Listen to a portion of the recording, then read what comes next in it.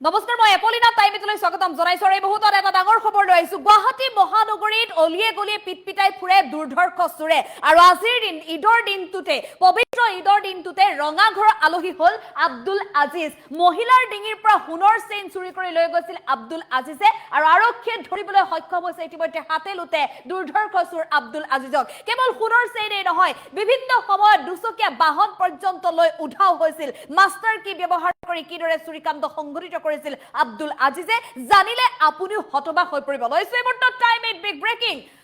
ঈদৰ দিনাই লকআপৰ আলহী হল আব্দুল আজিজ ঈদৰ দিনটোতে পবিত্ৰ ঈদৰ আনন্দত যি সময়ত মতলীয়া সমগ্ৰ ৰাজ্যবাসী তেনে সময়ত এতিয়া লকআপৰ আলহী হল আব্দুল আজিজ বশিষ্ঠ আৰক্ষীয়ে গ্ৰেপ্তাৰ কৰিছে চোৰ আব্দুল আজিজক দুৰ্ধৰ্ষ চোৰ আব্দুল আজিজ দীৰ্ঘদিন ধৰি চেইন চুৰিৰে সন্ত্ৰাস সৃষ্টি কৰি আহিছিল আব্দুল আজিজে মহিলাৰ ডিঙিত মহিলাৰ কাণত চকু ৰাখি আহিছিল আব্দুল আজিজে মাষ্টাৰ কি ব্যৱহাৰ কৰি সংঘটিত কৰি আহিছিল চুৰিকাণ্ড কেইবাটাও প্ৰান্তত চুৰিকাণ্ড সংঘটিত কৰিছিল আব্দুল আজিজে আৰক্ষীয়ে জব্দ কৰিছে এখন চুৰি বাইক আৰু বহু সামগ্ৰী বিভিন্ন সময়ত দুচকীয়া বাহন জব্দ কৰি বাহন চুৰি কৰিছিল বিভিন্ন সময়ত দোকানৰ ভিতৰত প্ৰৱেশ কৰি দোকানীৰ সন্মুখতে সামগ্ৰী লৈ উধাও হৈছিল কেতিয়াবা কেছ বক্সত হাত দিছিল দোকানৰ বিভিন্ন প্ৰান্তত চুৰি কাৰ্য সংঘটিত কৰি আহিছিল আৰু বহু সময়ত চিলনি চুৰৰ দৰে ঘটনাও সংঘটিত কৰি আহিছিল এইগৰাকী দুৰ্ধৰ্ষ আব্দুল আজিজে ভালদৰে মুখখন চাই লওক এতিয়াও হয়তো আপুনিও কৰবাত দেখিছিল আৰু আপুনি কৰবাত দেখাৰ অলপ সময়ৰ পিছতে হয়তো আপোনাৰ ডিঙিৰ পৰাও বা আপোনাৰ সন্মুখৰ পৰাও হেৰাই গৈছিল আপোনাৰ মূল্যৱান অলংকাৰ মূল্যৱান সা সামগ্ৰী এই দৃশ্য চাওক এই মহিলাগৰাকীয়ে পথৰ কাষেৰে হঠাৎ গৈ আছিল আৰু তেনে সময়তে আব্দুল আজিজে মহিলাগৰাকীৰ ডিঙিৰ পৰা সোণৰ চেইন কাঢ়ি লৈ উধাও হৈছিল মটৰচাইকেলেৰে হেলমেট পৰিধান কৰি মটৰচাইকেলেৰে মহিলাগৰাকীৰ গাৰ কাষেৰেই পাৰ হৈ গৈছিল আৰু মহিলাগৰাকীয়ে তলকিব নোৱাৰোতেই হঠাৎ ডিঙিৰ পৰা চেইন কাঢ়ি লৈ গৈছিল চিচিটিভিত সমগ্ৰ দৃশ্য বন্দী হৈছিল আৰু চিচিটিভিত বন্দী হোৱা দৃশ্যৰ ভিত্তিতে অৱশেষত আৰক্ষীয়ে অভিযান চলাইছিল আৰু মহিলাৰ ডিঙিৰ পৰা সোণৰ চেইন কাঢ়ি লৈ যোৱা আব্দুল আজিজক গ্ৰেপ্তাৰ কৰিছে আৰক্ষীয়ে এই মুহূৰ্তত ডাঙৰ তথ্য যে ইমান দিনে মহানগৰীৰ অলিয়ে গলিয়ে কেইবাটাও চিলনি চুৰৰ ঘটনা সংঘটিত হৈছে চিচিটিভিত যেহেতু ধৰা পৰাৰ পিছতো প্ৰকৃততে নাম ঠিকনা বা চুৰ ধৰি উলিয়াবলৈ সক্ষম নহয় আৰক্ষী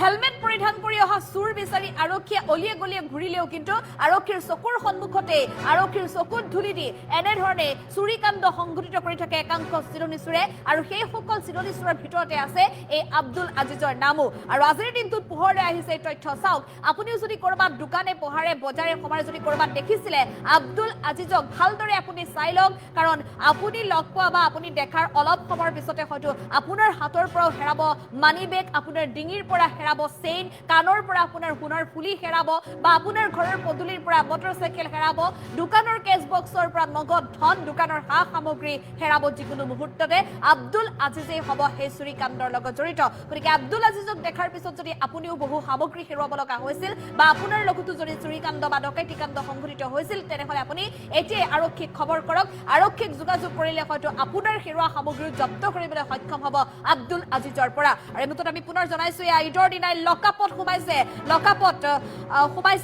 আব্দুল আজিজ ঈদৰ দিনটোতে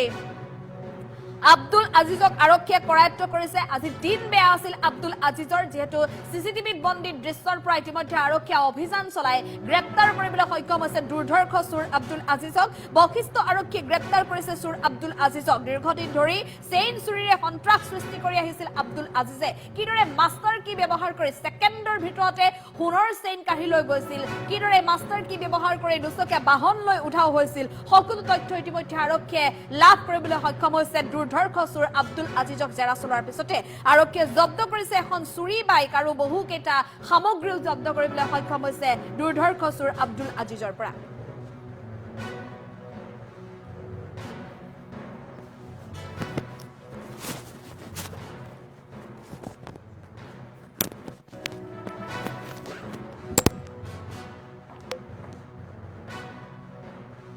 মোবাইল স্নেচিং আৰু বেগ স্নেচিঙৰ কেছ যোৱা 10 দিন মানত ৰিপৰ্ট হৈছিল বেহাৰবাৰী আৰু আপোনাৰ সেই ধৰামাৰাত এই সম্পৰ্কে আমি তদন্ত ৰাখিছিলোঁ যাৰ ফলত আমি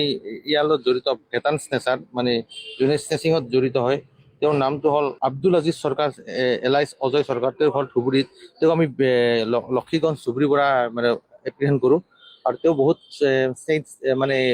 মানে স্নেচিং জড়িত, যেনেকৈ মোবাইল স্নেচিং, বেংক স্নেচিঙত জড়িত আছে। লগতে তেওঁৰ পৰা আমি এখন বাইকো জব্দ কৰোঁ, যিখন চুৰি বাইক হয়। আৰু একদম মাষ্টাৰ কি ব্যৱহাৰ জব্দ কৰোঁ, মাষ্টাৰ কি বাইক চুৰি কৰে। এই সন্দৰ্ভত তদন্ত চলাই আছো। বাকী আৰু কি কোন কেছত জড়িত আছে চাই আছো। আৰু মহানগৰীৰ বিভিন্ন থানাতো তেওঁৰ বিষয়ে গোচৰ আছে বা আছে, তেওঁৰ কমপ্লেইন দুটামান আছে আৰু গুৱাহাটীৰ বিভিন্ন স্থানত আছে। মোবাইল স্নেচিং আৰু বেগ স্নেচিঙৰ কেছ যোৱা 10 দিন মানত ৰিপৰ্ট হৈছিল বেহৰবাৰী আৰু আপোনাৰ সেই ধৰামাৰাত। সেই সম্পৰ্কে আমি তদন্ত ৰাখিছিলোঁ। যাৰ ফলত আমি ইয়াৰ লগত জড়িত ভেটান স্নেচাৰ, মানে যোনে স্নেচিঙত জড়িত হয়, তেওঁৰ নামটো হ'ল আব্দুল আজিজ চৰকাৰ, এলাইছ অজয় চৰকাৰ। তেওঁৰ ঘৰ ধুবুৰীত। তেওঁক আমি লক্ষীগঞ্জ ধুবুৰীৰ পৰা মানে এপ্ৰিহেণ্ড কৰোঁ। আৰু তেওঁ বহুত মানে স্নেচিং জড়িত, যেনেকৈ মোবাইল স্নেচিং, বেংক স্নেচিঙত জড়িত আছে। লগতে তেওঁৰ পৰা আমি এখন বাইকো জব্দ কৰোঁ, যিখন চুৰি বাইক হয়। আৰু একদম মাষ্টাৰ কি ব্যৱহাৰ জব্দ কৰোঁ, মাষ্টাৰ কি বাইক চুৰি কৰে। এই সন্দৰ্ভত তদন্ত চলাই আছো। বাকী আৰু কি কোন কেছত জড়িত আছে চাই আছো। আৰু মহানগৰীৰ বিভিন্ন থানাতো তেওঁৰ বিষয়ে গোচৰ আছে বা আছে, তেওঁৰ কমপ্লেইন দুটামান আছে আৰু গুৱাহাটীৰ বিভিন্ন স্থানত আছে।